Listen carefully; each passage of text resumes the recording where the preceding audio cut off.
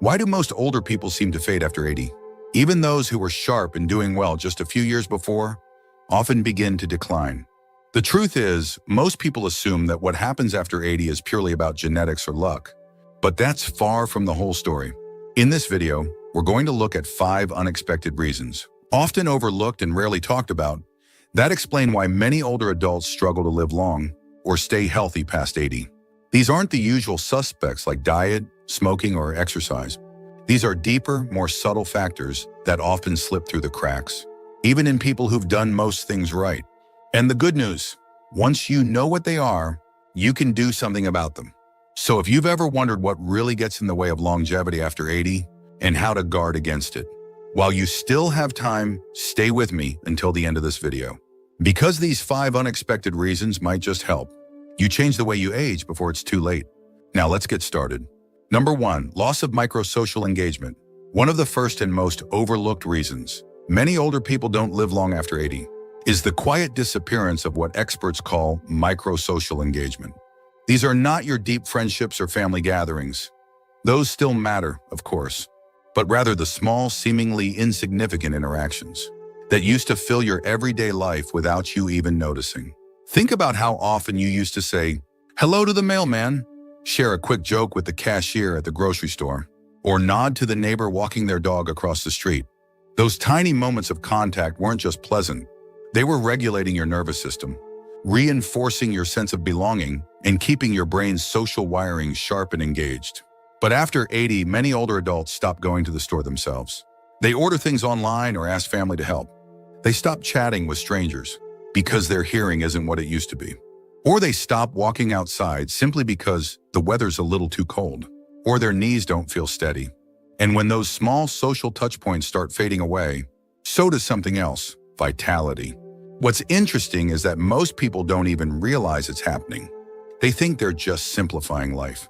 But what they're actually doing is removing the low-level social interactions that stimulate brain function, elevate mood, and signal to the body that they are still part of the living, breathing, everyday world. It doesn't have to be complicated. I've known men in their 80s who stayed sharp simply because they walked to the same coffee shop each morning, said hello to the same staff, and nodded to the same 3 people on the corner. That 5-minute stretch of human connection wasn't just routine, it was lifeblood. It gave their days shape. It kept them accountable. It made them feel seen. And there's a biological cost when this disappears. The brain responds to loneliness, both the deep kind and the subtle kind, as a stressor. It changes hormone levels, raises inflammation, and weakens immunity. But most importantly, it begins to shrink the networks in the brain that are responsible for memory, attention, and emotional regulation. In plain terms, it makes you feel older, faster. So if you found yourself not talking as much to people during the day, or if you've simply stopped going out for small errands, stopped initiating casual conversations, or started feeling invisible in your community, it's time to reverse that. Because those moments of connection, even the ones that seem forgettable, are quietly telling your brain and your body you still matter. You're still part of something. And that message is one of the most powerful medicines for staying alive, not just in years, but in spirit. Number 2, overcautious inactivity. Another silent reason many people don't make it far past 80 is something that, on the surface, seems like wisdom being careful. But there's a fine line between being careful and becoming overly cautious. And once that line is crossed, the consequences are rarely immediate, but always cumulative. It often begins with good intentions. Maybe you slipped on the stairs once, or nearly lost your balance on the sidewalk. So you decide to cut back on walking outside. You stop bending to reach low shelves or climbing into the backseat of the car. You sit down more and you stay sitting longer. People around you applaud your caution. Don't push it, they say. Take it easy. And before you realize it, you've created a life that's safe but still. But here's what no one talks about: when movement stops, so does strength. And not just in your legs or arms, but in your coordination, your balance, your inner stability. Your body isn't like a machine that rests to stay efficient. It's more like a garden that needs tending. And when activity slows to a trickle, things don't just stay the same. They weaken. One of the first places it shows is the core.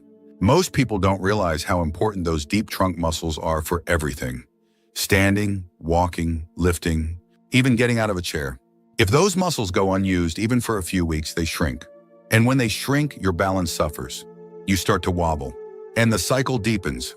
I knew a man named Walter, 82, who stopped going on his evening walks after he slipped once on a rainy day. No broken bones, just a scare. But that scare was enough. He went from walking a mile every evening to sitting and watching television most nights. Within 6 months, he lost 10 pounds of muscle. His legs felt like jelly. His doctor warned him, but the damage had already started. Walter didn't stop because he was weak. He became weak because he stopped. Now, I'm not suggesting you ignore real risk. There are smart ways to protect yourself, using handrails, wearing stable shoes, clearing walkways, even using a cane if it helps. But there's a difference between managing risk and surrendering to it. When fear dictates your movements, the body starts to forget how to move at all. So if you've noticed you're doing less, not because you physically can't, but because you're afraid of what might happen, pay attention to that. Ask yourself, am I protecting myself or am I slowly disappearing? Because staying alive after 80 isn't just about not falling. It's about continuing to move, even if you have to do it more. Carefully, more slowly, more deliberately. Movement is how the body remembers that it's still needed. It's how your systems stay online, how your brain stays alert, and how your heart keeps pumping with purpose. And if you're still watching this video and finding these insights valuable, please comment number 2 below to let me know you're here. And if you haven't subscribed yet, I recommend you subscribe and turn on the bell so you don't miss any videos.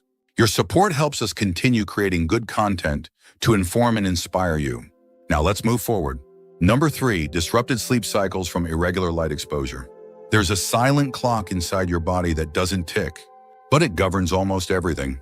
Your mood, your metabolism, your immune system, even how your brain repairs itself at night. And after age 80, this internal clock, your circadian rhythm, becomes especially sensitive. One of the biggest reasons it goes off track? Not enough light during the day and too much light at night.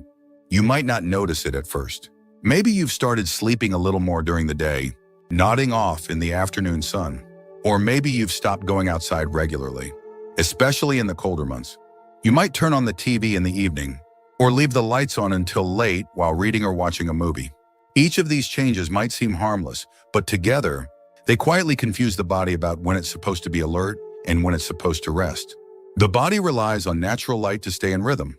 Bright morning light tells your brain, it's time to wake up, to get moving, to send energy where it's needed. And darkness at night signals the release of melatonin, that gentle hormone that prepares you for deep, healing sleep. But when your eyes don't receive enough of that natural daytime light, or when your evenings are filled with artificial brightness from screens or lamps, your internal signals get scrambled.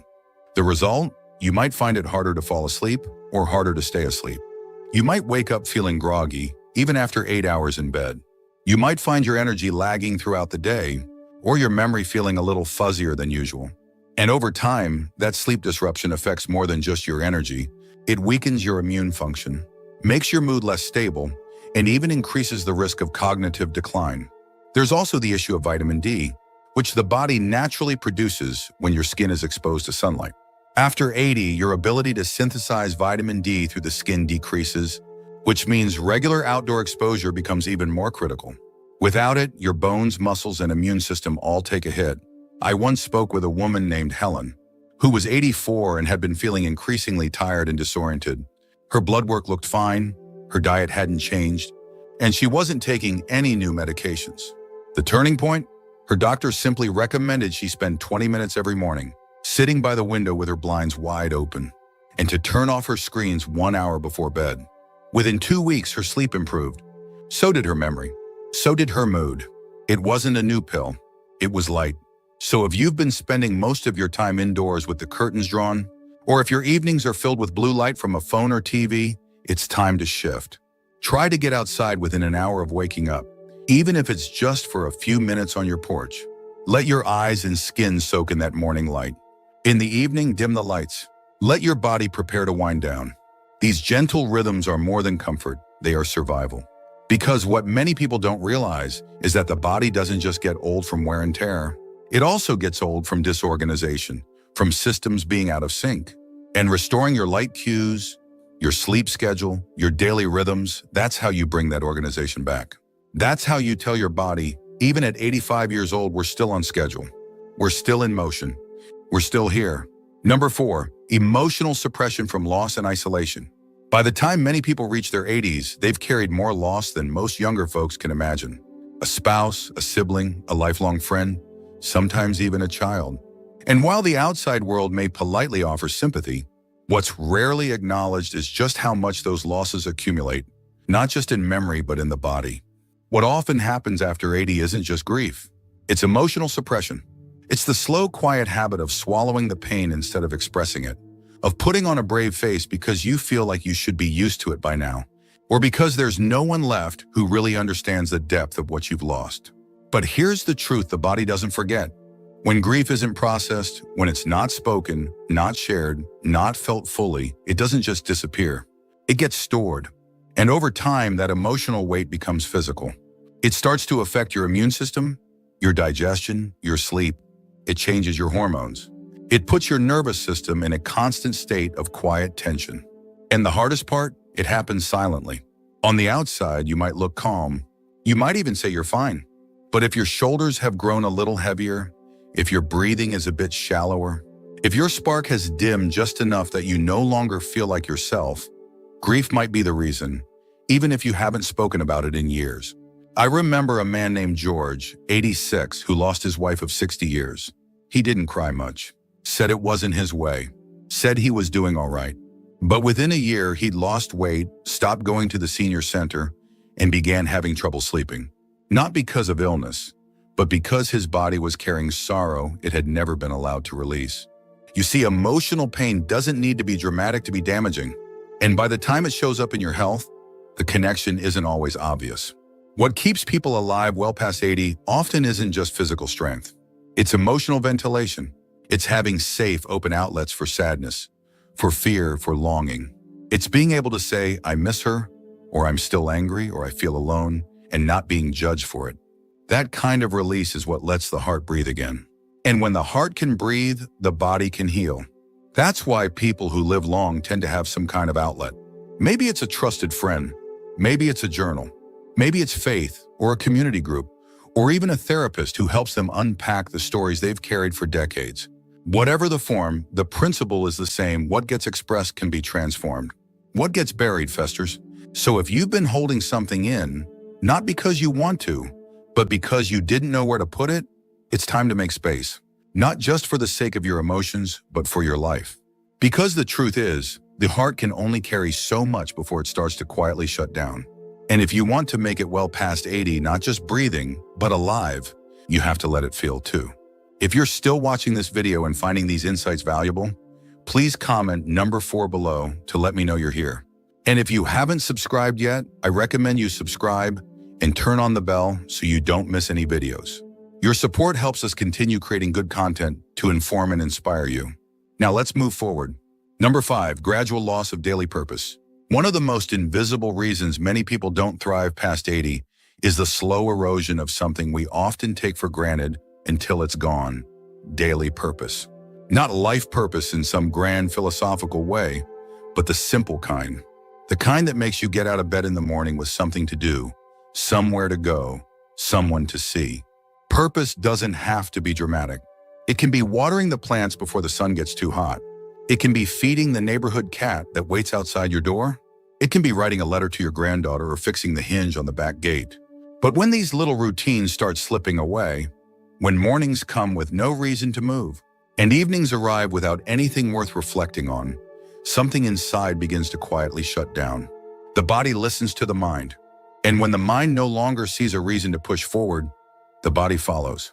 Appetite drops, movement slows, and without purpose, the systems that used to regulate your health start to go quiet, not because they're broken, but because they're waiting for a reason to switch back on. It's easy to miss because it happens gradually. Maybe your weekly bridge game got canceled. Maybe the church group stopped meeting. Maybe your family visits less often, or your old volunteer role ended when your knees started aching. You tell yourself it's normal, that it's part of aging. But deep down, you can feel it. The days blending together, each one quieter than the last. I once met a woman named Ruth, 88, who seemed more alive than most people half her age. She wasn't wealthy, she wasn't in perfect health, and she wasn't surrounded by a big family. But she had one thing that never left her routine.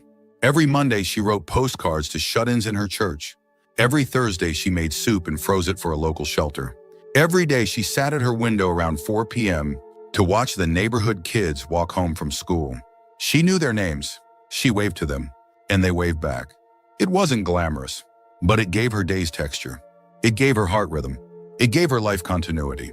And that's the secret no one tells you. The body stays alive as long as it believes it's needed. Purpose, even the smallest kind, is like fuel. It tells your cells to keep repairing, your organs to keep functioning, your brain to keep learning. When you lose that sense of relevance, when you feel like your presence no longer matters to anyone or anything, the flame starts to dim. That's why people who live beyond 80 with grace and vitality usually have something anchoring their day. It could be a garden, a pet, a journal, a ritual, a phone call, a simple morning prayer. What matters isn't the scale, it's the consistency. It's knowing that when you open your eyes in the morning, there's a reason to rise. So if you've been feeling a little adrift, like your days have lost shape or meaning, don't ignore it. That's not just sadness. It's a signal. Your body is asking for rhythm again, for structure, for connection, for purpose.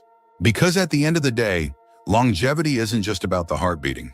It's about the heart wanting to beat, and that quiet desire to keep going, to stay connected, to still matter. That's what carries people past 80 and into lives that still feel full. Final thoughts. As we come to the end of this video, I want to leave you with a simple but powerful truth. Most people don't fade after 80 because of a single moment. It's not a diagnosis or a fall or a birthday that suddenly turns everything. It's the slow, quiet fading of habits, rhythms, and reasons to stay engaged. And often those changes are so subtle, so gradual, that you don't realize what's happening until something inside feels dimmer than it used to. But the good news is this: just as these shifts happen slowly, they can also be reversed slowly. One walk outside, one extra conversation with someone at the store, one small stretch in the morning, one thing you do today, not because you have to, but because it brings structure, connection, or meaning. That's how you begin turning things around. So think back to the 5 unexpected reasons we covered. Which one surprised you the most? Which one felt uncomfortably familiar? And more importantly, which one are you willing to act on, even in a small way, starting today? Because the truth is, you have more power than you think. Not to stop aging, but to change the way you age. And if you're willing to stay awake to the quiet shifts, if you're willing to guard your rhythms, protect your purpose, and let yourself feel what needs to be felt, then there's a good chance you won't just reach 80. You'll live beyond it, fully and deeply on your terms. Thank you for joining us today. We'd love to hear from you. Leave a comment below and share one thing you learned today and how you plan to use it in your life. Your thoughts are important to us, so don't hesitate to share them. Reading your comments gives us great motivation and encouragement. If you enjoyed this video and found it helpful, please like, subscribe, and share. Your support helps us continue creating good content to inform and inspire you. Thanks for watching, and we look forward to seeing you in the next video.